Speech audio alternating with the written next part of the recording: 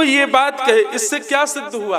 यदि कोई ये बात कहे कि मैं कर्म करता हुआ भजन का मार्ग अपना रहा हूं, ठीक है, कर्म तो करना ही है, पर यदि आप ये सोच रहे हैं कि आप संसार को भी रख लो और श्री ठाकुर जी को भी रख लो, ये दो काम एक संग नहीं हो सकते हैं।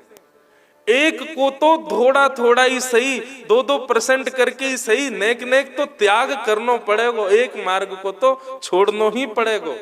हम ये ना कह रहे पूरा छूट जाए, पर नेक नेक तो छूटेगा, क्योंकि जैसे जैसे रस बढ़ेगा तैसे तैसे स्थिति ये हो जाएगी कि अब संसार की क्रिया करवे के काज मन चित्रवृत्ति ठाकुर जी से हटानी पड़ेगी, और एक क्षण के लिए भी मन वहां से हटे ये आपसे सहन नहीं हो पाएगा। जो स्थिति यहाँ बछड़ा बछियान की भई है, आहा, गोपियां इस रूप का वर्णन कर रही हैं। बछड़ा मुख से दुग्ध पान कर रहे हैं और मुख में ही दूध भर के घूम रहे हैं, ठाकुर जी के आसपास क्रीड़ा कर रहे हैं। वेणुरव को सुनकर के उनकी स्थिति ऐसी है गई। तब एक गोपी कह रही है, क्या कह रही है कि प्रायो भताम्ब विहगा मुनयो विनेस्मन् कृष्णेक्षितं तदुदितं कलवेणुगीतम् आरुह्य ये द्रुम भुजान रुचिर प्रवालान शृण्वन्त मीलित दृशो विगतान्य वाचा। बंधुओं, ये वेणु गीत जो है ना, 3 दिन में एक चीज अनुभव करी, शायद मैंने कल भी कही। मैं देख के बोल नहीं पा रहा, आप देख के सुन कैसे पाओगे? ये स्थिति तो ऐसी है, ये भाव तो ऐसे, नेत्र बंद करो, चित्रण मन में चलाओ और वहां को चिंतन करो, और स्थिति ऐसी आ जाएगी पूरे दिन वही कोई चिंतन करते रहो। मैं तो अभी हमारे लोकेश भैया घर पे कोई मिल भी रहो, कोई बैठ भी रहो, आ जा भी रहे, तो भी वेणु गीत के ही भाव निकलते जा रहे हैं। अरे तुम्हें पता है, गैयान की ऐसी स्थिति, बछड़ान की ऐसी स्थिति है, वृक्षन की ऐसी स्थिति, और फिर खुद को कोसे, हमारी तो कछु भी ना है। गोपियां कहती हैं, अरे ये गैया तो अपने घर की हैं, इनके भाव कहा कहो, ये गैया तो अपने घर के हैं, तो फिर किसको दिखा रही है? गोपी कह रही है, नेक नजर ऊपर करके वृक्षन पे बैठे हुए पक्षीन को तो देखो, उनकी स्थिति कैसी। अरे राम राम राम राम, ये ब्रज के पक्षी हैं, इनको पक्षी कहना भी पाप है, ये पक्षी नहीं है। तो कौन है? बोले ये कृष्ण प्रेम में उन्मुक्त रहने वाले ऋषि, महर्षि और गंधर्व जन ही पक्षी के रूप में आए हैं। पक्षी कैसे बैठे हैं? बोले एक रूप में बैठे हैं, चुपचाप बैठे हैं, आंख बंद नहीं कर रहे हैं। सबके तो नेत्र बंद हो गए, लेकिन इन पक्षियों के भाव में विशेषता यह है कि ये नेत्र बंद नहीं कर पा रहे हैं। गैयाओं के नेत्र बंद हो गए, हिरणन के नेत्र बंद हो गए, लेकिन इन पक्षियों के नेत्र बंद नहीं हो रहे हैं। क्यों? पक्षी मन में विचार कर रहे हैं कि सब किसी ना किसी रूप में कृष्ण सामीप्य प्राप्त कर सकते हैं, पर हमको तो ये सौभाग्य नहीं है, हम कैसे ठाकुर जी के समीप जाएं? तो निनिर्मेष गोपियां शब्द वर्णन करती हैं कि मानो जैसे पक्षियों के पलक ही नहीं है, अपलक नेत्रों से ठाकुर जी को देख रहे हैं। निनिर्मेष नयनों से श्री कृष्ण की रूप माधुरी का दर्शन करके वे समस्त पक्षी स्तब्ध होकर के बैठे, मानो देखने में ऐसा लग रहा कोई मूर्ति रखी है वृक्ष के ऊपर, और ठाकुर जी के रूप को देख रहे हैं। बंधुओं, कभी वन में जाओ ना, तो वन में एक स्वरूप होता है कि जब बाघ, शेर या हिंसक जीव जब वन में घूमते हैं ना, तो पशु पक्षी ऊपर ऊपर हल्ला करते हुए चलते हैं, सबको सचेत करते हुए चलते हैं कि बाघ आ रहा है, सब सचेत हो जाओ। बाघ कहीं भी जाता हो वहां शांति रह ही नहीं सकती, पशु पक्षी ऊपर से हल्ला मचाते हुए चलते हैं, भय का शोर करते हुए चलते हैं। श्री कृष्ण को भी ऐसा स्वरूप है, लेकिन बस अंतर इतना है कि जंगल में रहने वालों बाघ वो भय प्रकट करता हुआ शोर करवाता है, पर श्री कृष्ण जब चलते हैं इतनी शांति होती है, इतनी शांति होती है कि लगता है कि कोई और है ही नहीं। लेकिन अगर आपने प्रकट करके नेत्र खोल करके देखा तो आपको गैया भी दिखेंगे, हिरण भी दिखेंगे, हाथी भी दिखेंगे, बाघ भी दिखेंगे, पशु भी दिखेंगे, पक्षी भी दिखेंगे। श्री कृष्ण अकेले नहीं चलते हैं, सब सघन कुंज में छुप छुप करके चलते हैं। अरे बड़े बड़े गज भी चलते हैं ना, तो अपने चरणन को इतने अचक करके रखें कि हमारे चरणन से कहीं कोई सूखे पत्ता पैरन के नीचे आके कोई स्वर निकाल करके हमारे दर्शन में भंग ना कर दे। दर्शन यदि करो तो समस्त बनचर जीव ठाकुर जी के संग चलते हैं, परंतु ऐसे अचक अचक करके ऐसी व्यवस्थाओं से चलते हैं कि कहीं कोई शोर ना हो और किसी का भी एक क्षण के लिए ठाकुर जी से मन विलग ना हो जाए। ऐसे श्री कृष्ण को स्वरूप है। गोपियां कहती हैं ये वृंदावन के ऋषि कौन है? ये वृंदावन के ऋषि ही पशु पक्षी के रूप में बैठे हैं। हमारे भारत में बंधुओं एक महान ऋषि तो नहीं थे पर संत प्रवर थे, वैश्य के रूप में संत थे, पूज्य श्री भाई जी, पूज्य श्री हनुमान प्रसाद पोद्दार जी। उनका एक भाव है, सब गोपियां कह रही हैं ये स्थिति कहाँ संभव हो सकती है? बोले वृंदावन में संभव हो सकती है। और उस वृंदावन का स्वरूप कैसा है? वो हमारे पिया का देश है। मुझे ये पद इतना प्रिय लगता है पूज्य भाई जी का, चलवा पिया के देश, चलवा पिया के देश, सजनी चलवा पिया के देश, सजनी चलवा पिया के। कैसे देश जो हम वर्णन कर रहे हैं, जो हम वेणु गीत में गोपियों से सुन रहे हैं, ये निज वृंदावन है, ये अप्रकट वृंदावन है, ये श्री वृंदावन है, या वृंदावन ये हमारे प्रियतम को देश है। यहाँ हमको पहुंचना है, यही के बारे हम सब कर रहे हैं। ये सब बहुत सुंदर भाव, सब लोग गाओ मेरे साथ। ये राजस्थान का ही राग है माण। माण और देश ये राजस्थान के प्रमुख राग हैं, सब लोग गाओ। चलवा पिया के देश, चलवा पिया के देश, सजनी चलवा पिया के देश, ओ सजनी चलवा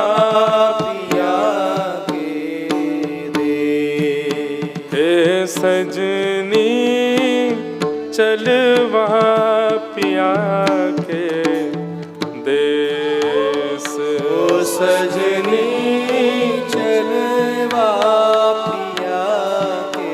कैसा है वो देश, कैसा है वो प्रियतम का देश, जहाँ ना मोह ममता की रजनी, जहाँ ना मोह ममता की रजनी, जहाँ ना विछोह कलेश, जहाँ ना विछोह हे, जहाँ नहीं आवन जावन कित हूँ, जहाँ नहीं आवन जावन कित हूँ, पिय संग नित्य मिलाप, सजनी चलवा पिया के देश।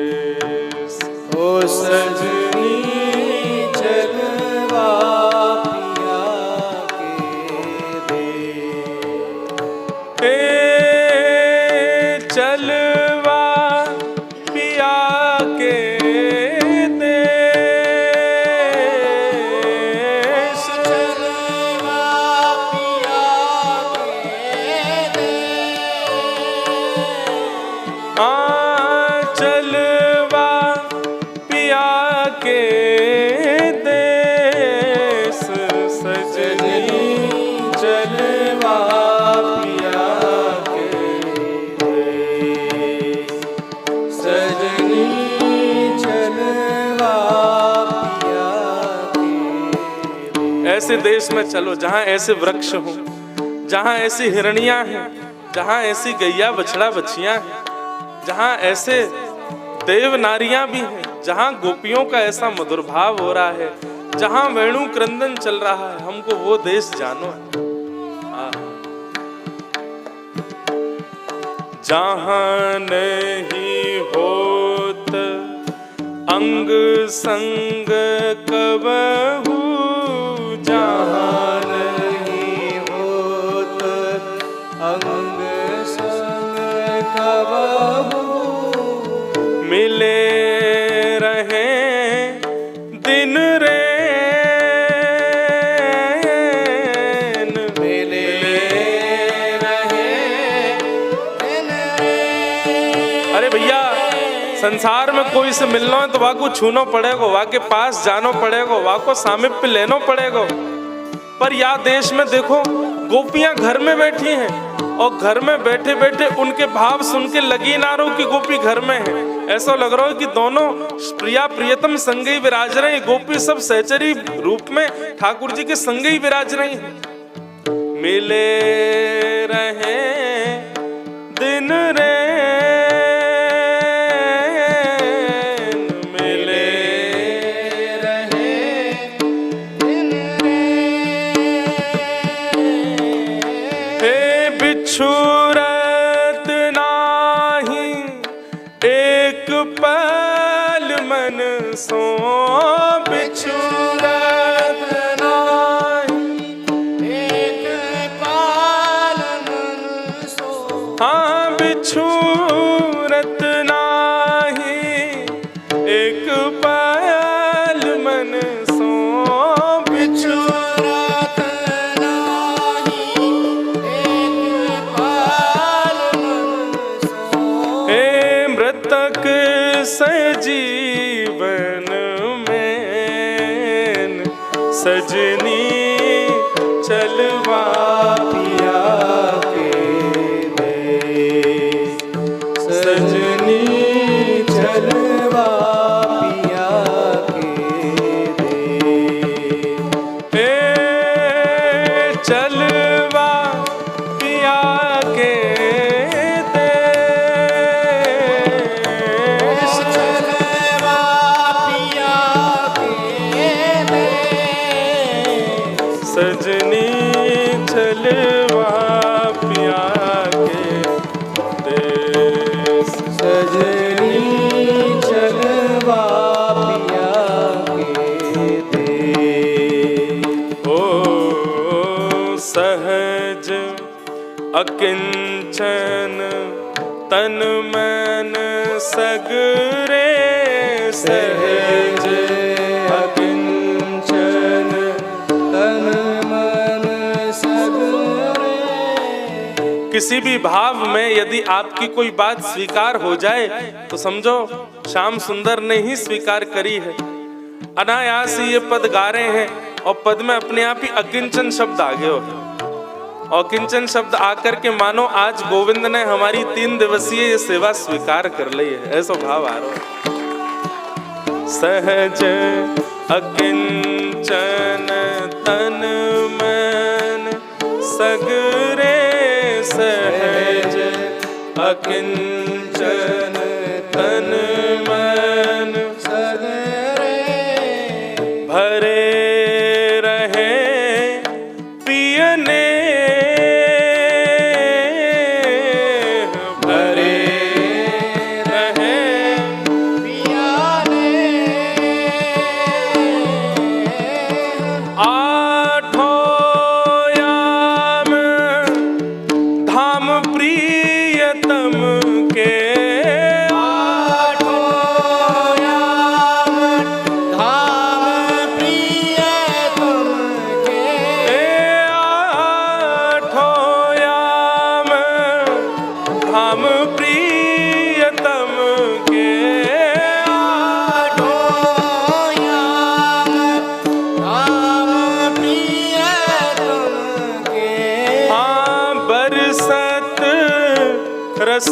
को मेह बरसत रस को सजनी चलवा पिया के देश। ओ सजनी चलवा पिया के देश। हाँ सजनी चलवा पिया के देश। ओ सजनी चलवा पिया के चलवा पिया के देश। चलवा पिया के देश। ओ चलवा पिया के देश। चलवा पिया के देश। सजनी चलवा पिया के ओ सजनी चलवा पिया के देश। चलवा पिया के चलवा पिया के हाँ चलवा पिया के चलवा पिया के देश। ये वेणु गीत में जैसो देश दिखायो जा रहा है, जैसे वहां के वृक्ष दिखाए गए, जैसे वहां की हिरणी दिखाई गई, जैसे वहां की गैया दिखाई गई, हमको यही के लिए साधन करनो कि हमको भी ऐसा दिखे, हम भी ऐसे देश में जाएं जहां ऐसा भाव, ऐसा प्रेम बरस रहे हो है। आहा, पशु पक्षियां निहाल हो रहे हैं, ठाकुर जी को स्तब्ध होकर के सुन रहे हैं। गोपियां कहती हैं क्या? आहा, नद्यस्तदा तदुपधार्य मुकुंद गीत मावर्तलक्षित मनोभव भग्न वेगा आलिंगन स्थगित मूर्मिभिजैर्मुरारे गुह्यल्तिपादयुगलं कमलोपहार। हम लोग 3 दिन से सुन रहे हैं, सबकी स्थिति सुनाई दे गई, लेकिन एक ब्रज की प्रधान स्थिति का अभी तक वर्णन नहीं सुनाई दिया। और वो कौन है? श्री यमुना जी। जिनके तट पर ठाकुर जी लीला करें, उन यमुना जी की स्थिति क्या है?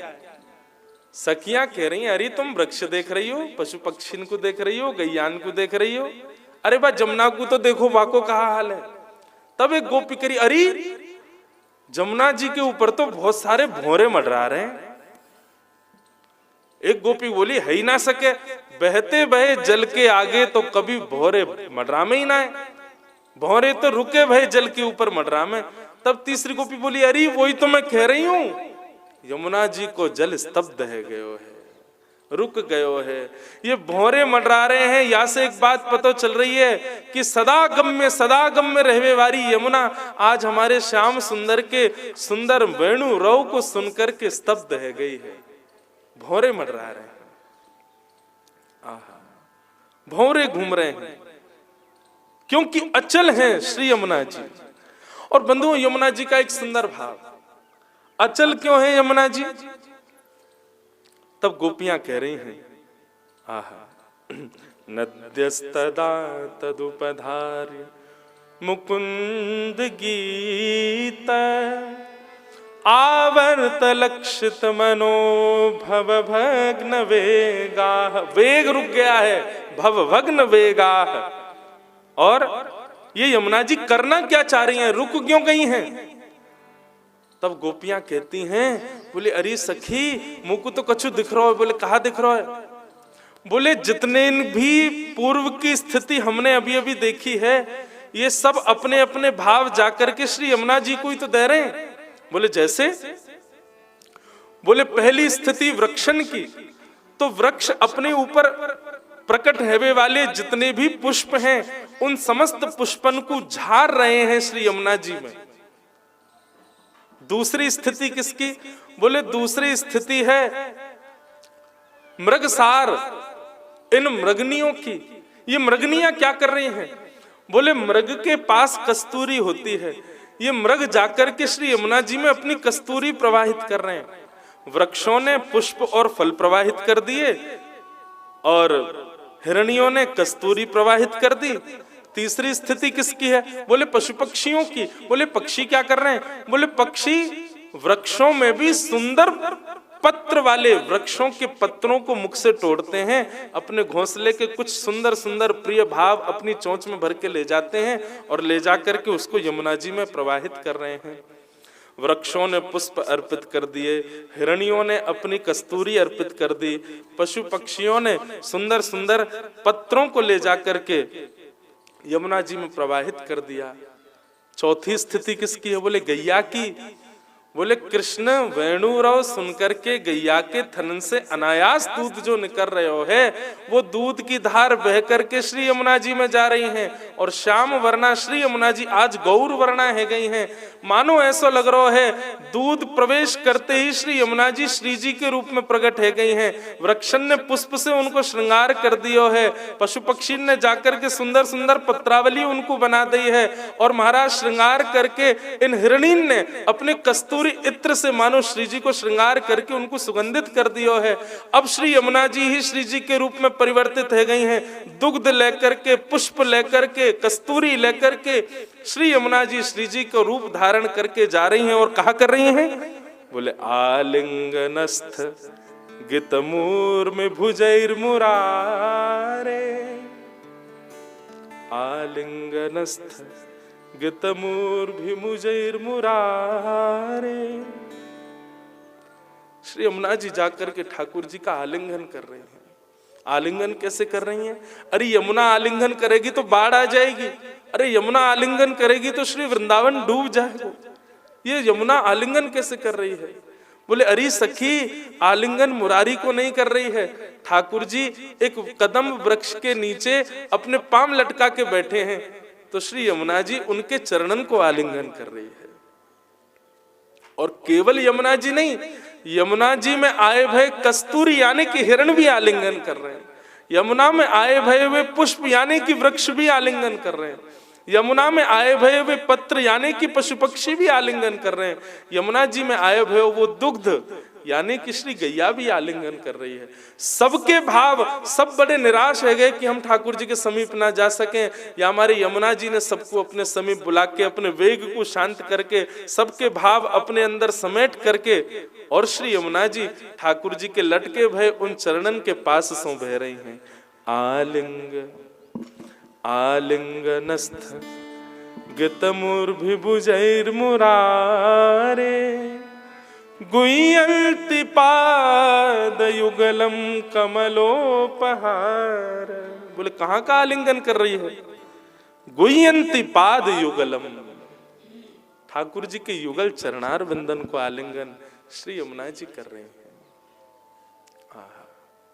कितने सुंदर भाव।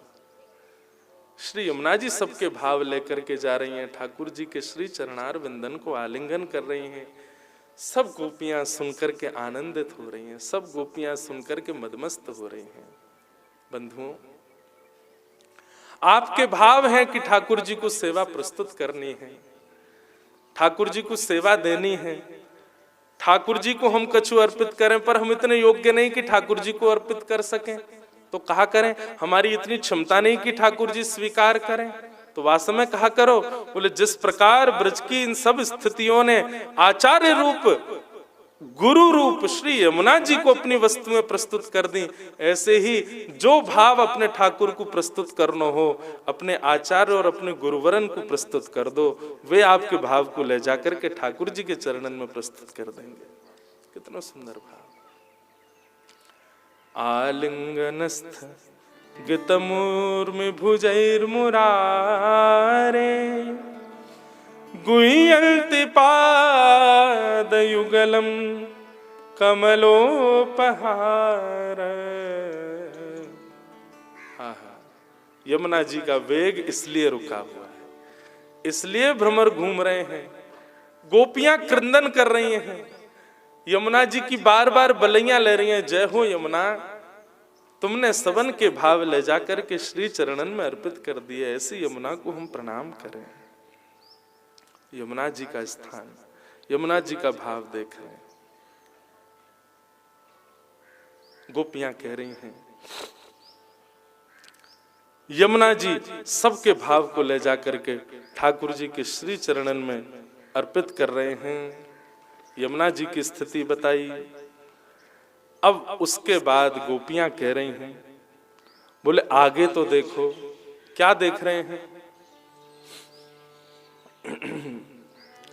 कि दृष्ट्वा तपे ब्रज पसून सह राम गोपई संचारयन्तमनुवेणुमुदीरयन्तम् प्रेमः प्रवद्ध उदितः कुसुमावलीभिः सख्युव्यधात स्वपुप शाम्बुद आत्पत्रम्। इतना सुंदर भाव।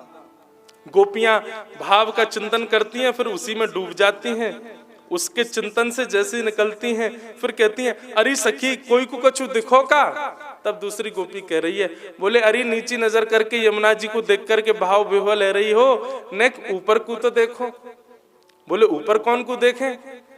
बोले ऊपर बादरन को देखो। ये शाम घटा, ये शाम घन बनकर के जो बादल आकाश में घूम रहे हैं। बोली यशोदा हमसे शिकायत करती रहे, या लाला को कितनों समझाऊं, पादुका पहन के ना डोले, या तो खूब कहूं लाला पैरन में पादुका पहन के जाए कर। कथा आती है, बड़ी सुंदर कथा है। गोपाष्टमी का दिन था, ठाकुर जी जिद करें। ठाकुर जी की एक ही जिद है बचपन से, मैया मैं गैया चरावे जाऊंगो, मुझको गैया चरानी है, मैं वन में जाऊंगो, नंद बाबा की तरह मैं गैया चरा के आऊंगो। यशोदा मैया के लाला तू नेक सो है, जे गैया इतनी बड़ी बड़ी है, कहीं तेरे ऊपर चढ़ गई तो दिखेगा और नहीं, इन गैया को चरावे काय को जाएगो। ठाकुर जी बोले ना मैया, मुझको जैसे बालक जिद करें टॉफी को, ठाकुर जी जिद करें गैया को। ठाकुर जी बोले मैं बड़ी बड़ी गैयान को लेके नहीं जाऊंगा, तो वही छोटे छोटे बछड़ा बछियान को चरावे चलो जाऊंगा, जो पूरे दिन यहीं बंधे रहे जैसे मैं बंधो रहूं तेरी लड़ामनी में। मैया तेने मुंह को बांध रखो, ऐसे ये बछड़ा बच्चिया यहीं बंधे रहे, तू हम दोनों उनको मुक्त कर दे, मैं बछड़ा बच्चियान को चरावे जाऊंगा। ठाकुर जी बहुत जिद करें तो यशोदा मैया मान जाए, ठीक है लाला तेरे बस की चले ना है, तू माने ना है, बातन ने जिद करे, मैं बूढ़ी बड़ी है गई, मेरे पीछे पड़ो रे, चल तेरी व्यवस्था करूं, बछड़ा बच्चियान को चरावे जा। आज ठाकुर जी बछड़ा बछिया चरावे। अच्छा देखो एक बात होता है, गोपाष्टमी के दिन ठाकुर जी का श्रृंगार अलग होता है। गोपाष्टमी के दिन ठाकुर जी मुकुट पगड़ी पाग आदि सब जगह अलग अलग होते हैं, पर श्रीनाथ जी में ऐसा भाव है, ठाकुर जी को ऐसी पाग पहनाई जाएगी कि उस पाग के दो भाग तो ऐसे निकले। बोले वो दो भाग क्या है? बोले वो दो हैं सींग, ठाकुर जी गैया जैसे सींग निकाल लें, और फिर वह पाग में से, अब मुंह पे कपड़ा होता तो मैं बांध के दिखाता, और वह पाग में दो भाग ऐसे निकलेंगे। गैया को जब दूध निकाले ना तो पीछे के पामन को दोहनी ते बांध दे, एक रस्सी रे बात दोहनी के। ठाकुर जी ने वो दोहनी ही सबरी गैयान की गले में आज माला बना के पहन ली है। उन दोहनीन में गोबर भी लग रहा है, गऊ के चरण के खुर की रज भी लग रही है, और वाकू ठाकुर जी गले में पहन के आ गए। मैया कह रही अरे कहाँ पहन के आएगो लाला, पूरा रज और गोबर में है गो। बोले मैया देख बछड़ा भी तो सबरे गोबर और रज में ही है, ऐसे ही मैं भी है गया हूँ, आज तो मैं ऐसे ही बन के जाऊंगा। ऐसे ठाकुर जी को गोपाल भेष है। आज ठाकुर जी ने सोने चांदी कछु ना पहनो है, यहाँ पर भी दोहनी बांध ली है, गले में दोहनी लटकाए ली है, कमर में भी दोहनी बांध ली है, और महाराज पूरे ठाकुर जी ऊपर से नीचे तक ऐसे लग रहे हैं कोई गैया ही दो भुजान ने उठा के चल रही हो। आहा, मैया बोली लाला एक्साइटमेंट देखो ठाकुर जी को, गैया चरावे जाऊंगा। मैया ने बैठा दिए, लाला तू वन में जा रहा हो, देख तेरे काजे में पादुका लेके आई। ठाकुर जी के पाम पकड़ करके पादुका पहना दी। ठाकुर जी ने जैसी पादुका पहनी, पादुका पहन के लाल जी बोले मैया जे कहा है, बोले जे पादुका है लाला, इनको पहन करके तू वन में जाएगो तो को कांटे ना लगेंगे, निष्ठुर पत्थर तेरे मेरो नेक ससो लाला, कोमल से आके चरण हैं, उन चरणन में कोई क्षोभ ना होगो, इन पादुकान को पहन के जा। ठाकुर जी गिनती करने लगे। मैया बोली काय गिनती कर रहा है? बोले बछड़ा बछिया गिनना हूं, और एक एक बछड़ा के 4-4 पाम मैया, इतनी इतनी पादुका और मगा, मेरी सबरी बछड़ा बछिया इनको भी पादुका पहना दे। मैया जे नंगे पाम जामेंगे, इनके पामन में कांटे लग जाएंगे। यशोदा मैया कोने बैठ के कहे देख भैया लाला, इनके खुर है, इनके पाम ना है, इनके खुरन को ये निष्ठुर भाव सहले, तेरे लाल तेरे पाम तो कोमल है लाला। मैया तेने जरूर जब मैं तेरे पेट में रहे होंगे अच्छो खान पान नहीं किया तभी मेरे खुर ना बने। मेरे पाम ही हमारे हैं क्योंकि तेने खान पान बढ़िया ना कियो। बोल गिरिराज धरण की, प्यारे गिरधर गोपाल की।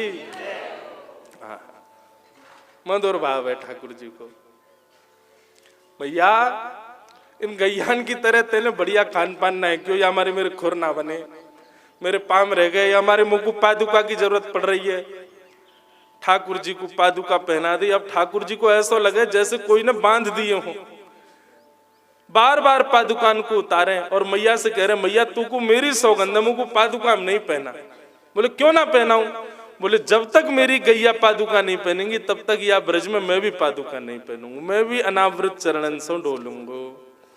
और बंधुओं गैयान के खाली चरण हैं, या हमारे भी श्री ठाकुर जी ने वृंदावन में पादुका नहीं पहनी। बंधुओं एक बात बताऊं, हम तो चलो ब्रजवासी, हम तो वहीं रहे में, पर यदि आप लोग कभी वृंदावन जाओ तो ये अवकाश आप कर सकते हो कि वृंदावन की सीमा में पादुका मत पहनो। वहां ऐसा विचार करो कि हम भी अनावृत निरावृत चरणन से विचरण करें। हमारे पूज्य श्री जी महाराज को ये नियम हो, बड़े महाराज जी को, कि वे जब भी वृंदावन आते तो वृंदावन की सीमा जहां से प्रारंभ होती वहीं अपनी गाड़ी रुकवाते, और गाड़ी रुकवा करके गाड़ी से उतरते, पादुकान को त्याग देते, वहीं दंडवत प्रणाम करके, और फिर जितने दिन वृंदावन में रहते पादुका नहीं पहनते। हम इतना तो नियम कर ही सकें। देखो इन नियमन से कछु नहीं है, पर बस यही है कि नेक क्यों लगे, मन में भाव आ जाए कि हम ठाकुर जी के नेक तो समीप आ गए होंगे, ठाकुर जी के नेक तो समीप भय होंगे। आहा, तो ठाकुर जी पादुका नहीं पहनते। अब यशोदा मैया को बड़ी चिंता होती है। बोले लाला वन में जावे, चलो कांटे इनते तो मधुमंगल श्रीदामा बचा लेते होंगे, निष्ठुर स्थान थे तो गैया आदि सब ठाकुर जी की रक्षा कर लेती होंगी, लेकिन यह धूप को कहा, ये तो ऐसी प्रकाशित होती होगी, और ठाकुर जी दोपहर में ही जामे, ये दोपहर राजभोग के बाद ही जाते, वह समय तो पृथ्वी खूब उष्ण होवे, खूब गर्म होवे। ऐसा नहीं है बंधुओं ठाकुर जी के पाम में छाले नहीं पड़े होंगे, ठाकुर जी के पाम में श्रम नहीं भयो है ठाकुर जी को भी, पर ठाकुर जी अपनी गैयान के सुख के लिए त्याग कर दें। तो आज गोपियां कह रही हैं, बोले यशोदा हमसे शिकायत करती रहे, बोले कहा करूं, ये मेरो लाला माने ही ना है, कितनों पादुका पहना दो फिर भी निरावृत चरणन से विचरण करवे जावे। परंतु अरे सखी आज भेद खुल गयो। बोले कहा भेद खुलो है?